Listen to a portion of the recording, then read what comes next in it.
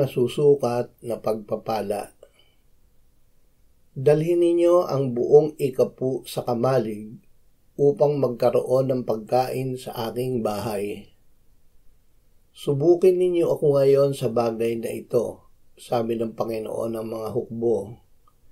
At tingnan ninyo kung hindi ko bubuksan sa inyo ang mga bintana ng langit at ibubuhos ko sa inyo ang isang pagpapala na walang sapat na silid na paglalagyan.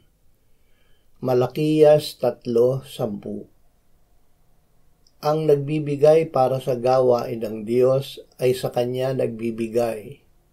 Kaya't ang Diyos ay nangako na ibubuhos niya sa nagbibigay ang hindi masusukat na pagpapala. Ama, bigyan mo kami ng pagnanais at kakayahan na magbigay para sa iyong gawain upang magawa namin ito sa pananalig na sa iyo kami nagbibigay. Sa pangalan ni Jesus, Amen.